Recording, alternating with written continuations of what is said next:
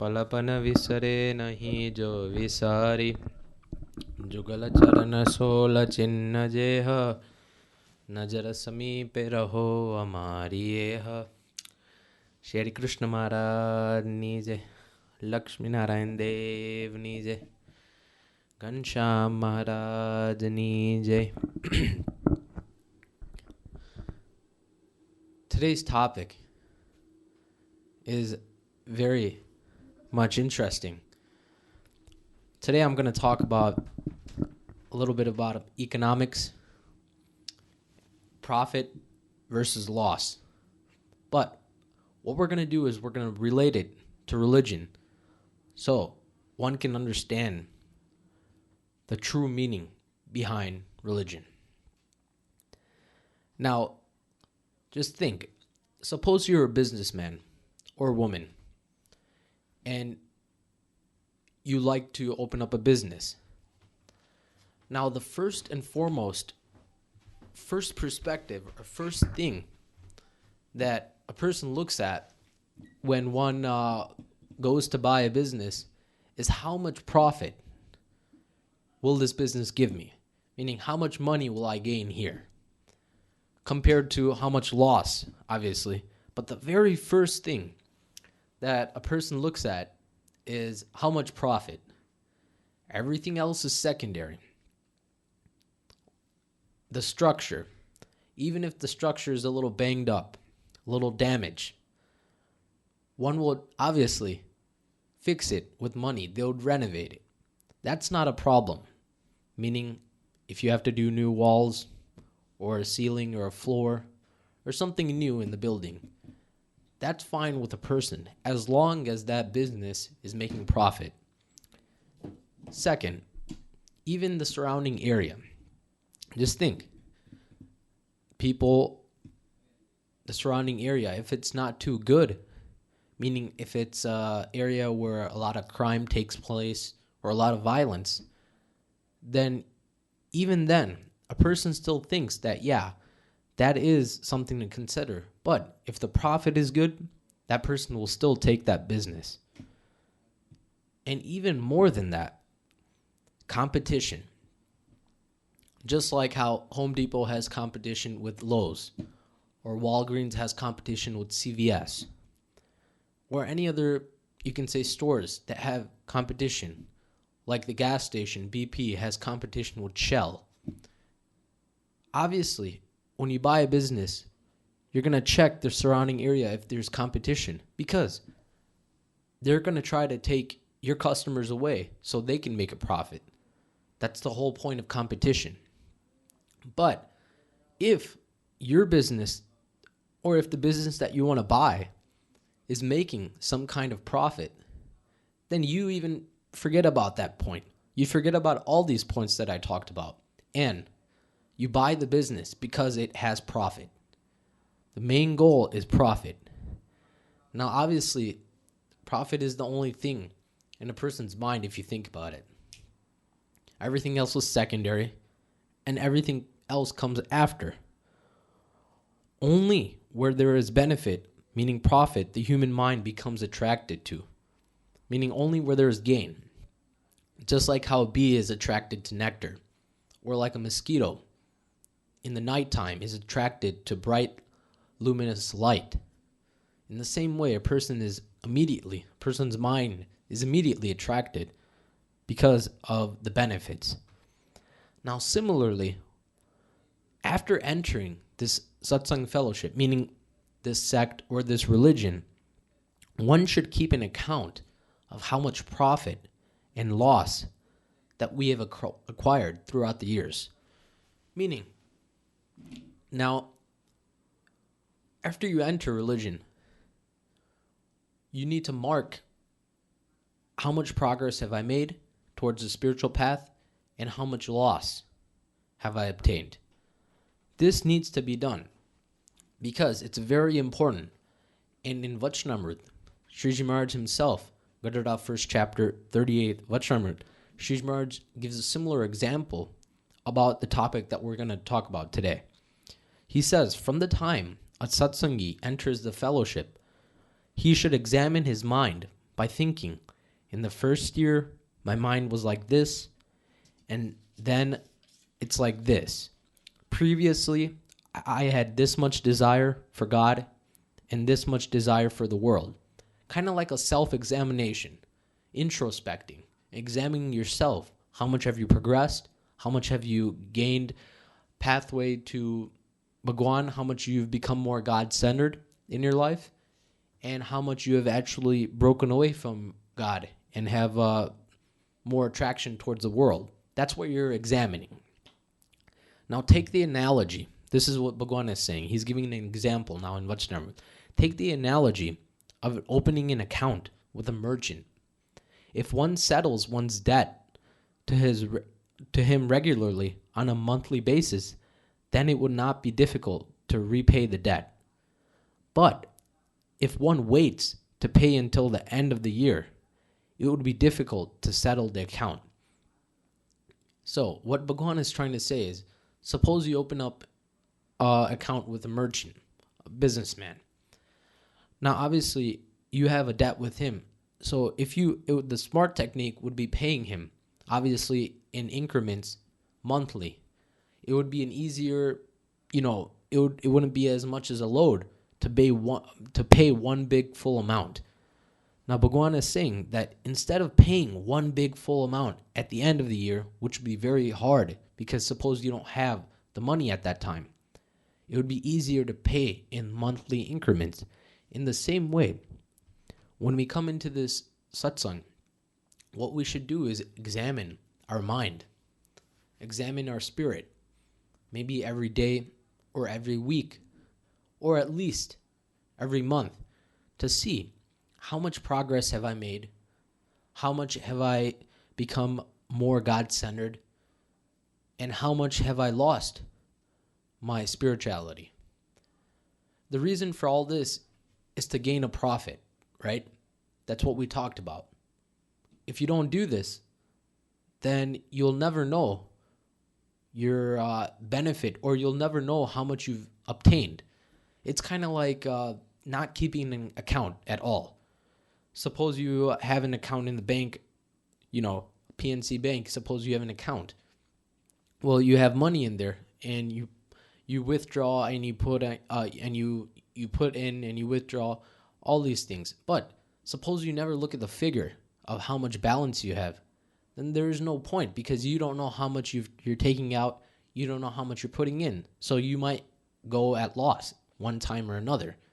In the same way, Bhagwan is saying that after coming into the satsang fellowship, one should examine oneself so one does not attain loss, but one gains much profit in the form of pleasing God, and also one can see one's fruits. That's the whole point of religion, right?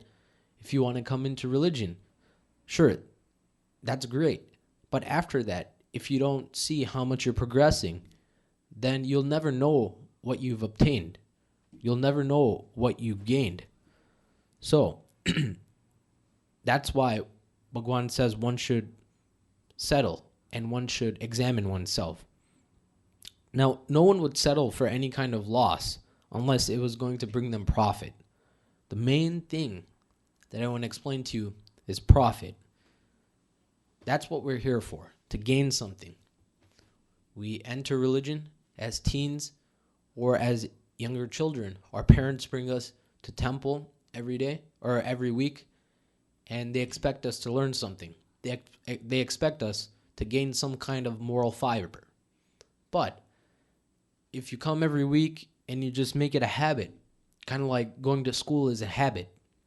You have to wake up in the morning, do your daily routine, your classes, and then when it ends, you come home. In the same way, religion should not become like a habit. It should be ever growing. When you come every week, you should be learning something new about yourself, about Bhagwan, about the whole spiritual aspect. Or if you don't learn something, at least you should be doing something that helps someone by serving Santo or serving other devotees. These are the behaviors that one should be performing in order to please Bhagwan. Now, I want to take a look from a different angle. Let's take a look. Now, think of this world as a stable business or a store. Meaning this whole world, think of it as a business or a store, okay? Kind of like a example, like a Walmart, okay? Now, I'm going to break the figures down to you. Who's who? What are the role players? The customer is you, obviously. The owner of the business or store is Bhagwan, God. Now, the merchandise or the things you're buying is our desires. They may be good, they may be bad. In the same way, some merchandise has good quality, some has poor quality. In the same way, money is in the form of thoughts or actions. And lastly, the store itself is the whole world. Okay? You got it? Now, let's take a look.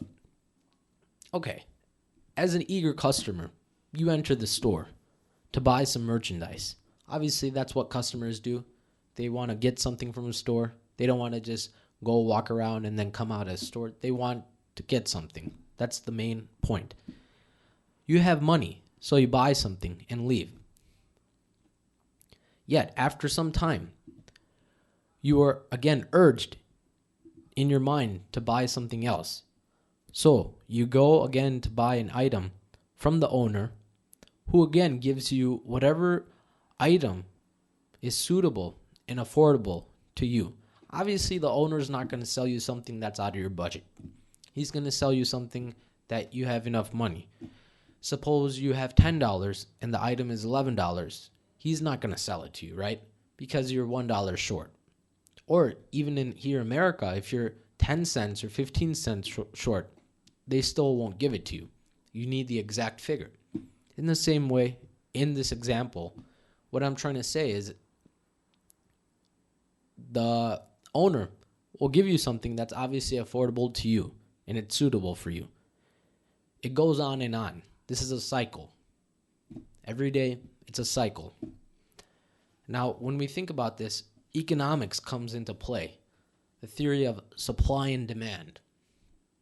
Now, obviously, if the demand is high, obviously the owner is Bhagwan. He's also going to bring the supply high as well.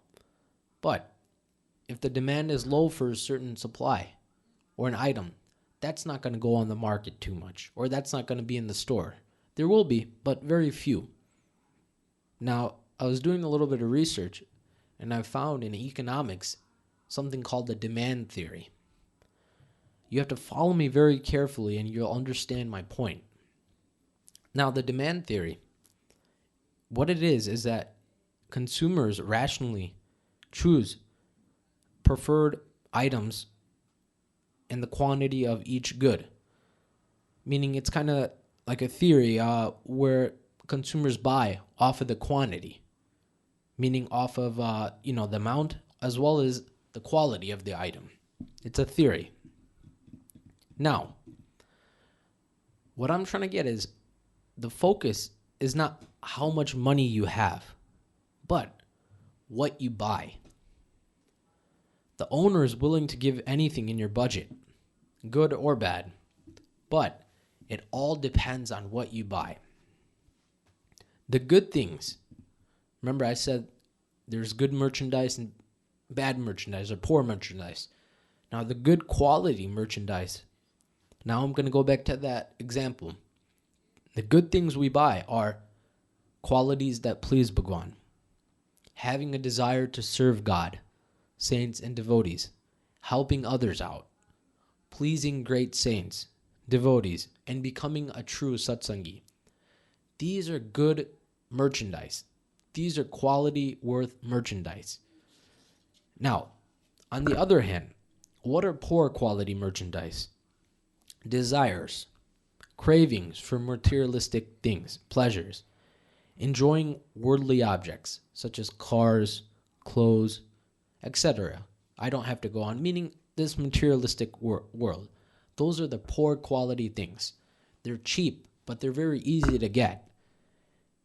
Just think, right here in the world, how hard is it to buy a car? How hard is it to buy nice clothes or to eat tasty food or to play games or anything? It's very easy, right? And there's so much of it. It's not like it's very rare. It's very, very common, and it's everywhere in society. Also, you got a big range of prices from everything, so you can buy easily whatever's in your budget. On the other hand, when it comes to religion, meaning serving saints, devotees, God, association with a true God-realized saint, obtaining qualities to please God, these are very difficult to come by, don't you think? Even after coming into religion, don't you think these are very hard things to do? Because the merchandise is so expensive. It's very, very expensive. And it's so expensive, meaning it's so hard to attain, that sometimes it's out of our budget. Budget meaning in the form of our thoughts or actions. We may have thoughts, or some do have thoughts to please Bhagwan and saints, but it's very, very rare, because the whole slope of the world is going in the manner where enjoying materialism, enjoying the bunch vishays, enjoying this whole luxurious life. That's what everyone is after. Money, women. These are all the common things, which are everywhere. But who is the person who has thoughts to attain qualities to please Bhagwan? Who is one who has thoughts or does actions to serve Bhagwan and his saints, associate with a true saint? These are very few. That's why the price of such items are very high. It's bringing my point right into place. Now, going back to the example. Now the owner of the business, meaning God, gives no matter what, as long as the consumer can afford. But if the consumer is smart, he would buy the good merchandise, which is expensive but worthwhile, meaning it's hard to acquire, but it's very worthwhile, meaning it'll last a very long time because it's quality. For example, suppose on one side there's a Toyota Camry, right?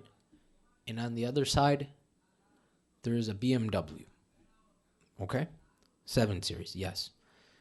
So, obviously, the quality of both of these cars are different. The pricing of both these cars are different. The reputation of both these cars are different, correct?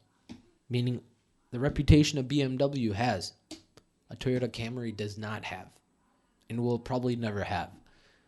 Meaning the BMW, it's German made, it's built to last, all the parts are customized, everything is good inside, luxurious and whatever. Everything is very good, quality-wise. On the other hand, the Toyota Camry, obviously the parts aren't as good because the price of the car is not high. So they don't use that many good parts, you can say. They do use parts, obviously, which can last the car, and the car would be sufficient enough to run, but not as good as the BMW, you can say. So what I'm trying to say is the expensive items, they have quality. That's why they're expensive. And the cheaper items, they don't have that much of good quality. That's why they're cheaper. It makes sense. Also, the owner would be happy and would be tempted to selling more of these expensive goods to the consumer. Just think. As a consumer, you go into the store and you look around. Now, you have a lot of money. So, you eye something that's very expensive, but you like. So you buy it because it's in your budget. The owner sells it to you. He's happy. He's very happy because his business is running. And he's very happy. Why wouldn't he be? But the owner makes a mark on you. Meaning, mentally, he makes a note that this person, I see he has a good budget and he can afford whatever I'm giving him. whatever item. So what I'm going to do is I'm going to sell him expensive items when he comes. Now, obviously, the consumer goes out of the store. Again, he comes back in. So in the consumer's mind, that note pops up. The consumer knows that he's bought an expensive item last time. So when the consumer comes to the owner, he's going to be like, what do you got? Obviously, the owner's not going to show him cheap things. He's going to show him more expensive items because he knows it's in his budget. So the owner shows him more expensive items. And again, the consumer buys and he leaves. But the owner makes a mental note. But more than that, the owner is pleased with this customer because he's buying more of the expensive items and his business is going up. That's the main thing, profit, right? So in the same way, that's what happens when we, the customers, buy in the form of good qualities, serve saints, do what pleases Bhagwan, stay in his commands. Then Bhagwan likes that a lot, and he's attracted to you more, and he's willing to sell you more and more of these qualities or these merchandise, the expensive merchandise, because he knows that it's in your budget. He knows that you have a desire to obtain it, and he knows that you're enjoying and you're satisfied with whatever he's selling. That's why Bhagwan will give you those qualities which can please him. But one still needs the desires. One still needs the thoughts. One still needs the actions to do this. And that's when the customer has to work hard in order to attain money so he can please himself and also the owner of the business, which is God. So that's the whole analogy. That's the whole example behind it. Nevertheless, obviously, God likes those who stay in his commands, help others out, and stay God-centered at all times. This is the main goal. On the other hand, we look at the loss. Now, obviously, where there's good, there's always bad. Where there's darkness, there's always light. Always, there's opposites to everything. So the loss, what do you think that is? Well, after entering into religion, one starts to take the faults of others, starts to look at bad qualities of others, makes fun of devotees and saints, does not like to stay with devotees or other saints, breaks the rules of Bhagwan. This is a loss. So even after becoming a devotee, if one has these bad qualities, then one is at loss for sure. And one's business will not make any profit at all. That's why one should be aware that one does not get into these kinds of actions or thoughts. But everything all depends on what a person wants to do. It's all about one's desires. There's nothing to it. If one wants to attain God, he would do it. There's nothing that can stop him in the world. Just like how if one wanted to become a doctor, he'll study those 8 years. He'll pay for that fee. He'll study in the library for 12 to 14 hours a day, even more. He'll take those 6-hour exams, but in the end, he will become a doctor. In the same way, if a person really wants to attain God, then there's no way he would break Bhagwan's rules. There's no way that he would desire for anything else except the service of God, saints, and devotees. There's no way that he would do anything that would displease Bhagwan. That's why my message to all of you is, after becoming a satsangi, make an account of how much profit you've gained, so you know what place you're at. So now the question remains, how can I gain good qualities to please God? Meaning, going off the analogy, how can I obtain a desire in the form of money to buy expensive merchandise? Meaning, how can these desires arise in my mind? I want to please Bhagwan. I want to stay in his commands.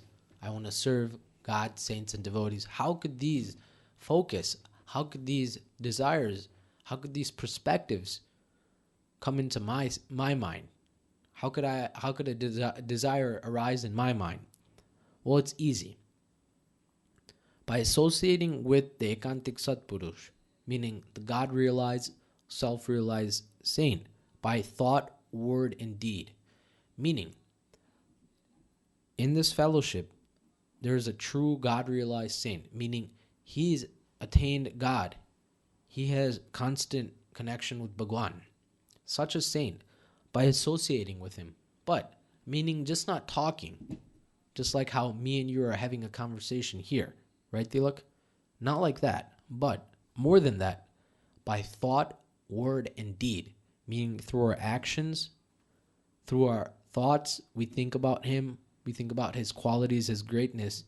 And we also preach to others. Or we also talk about his greatness to others.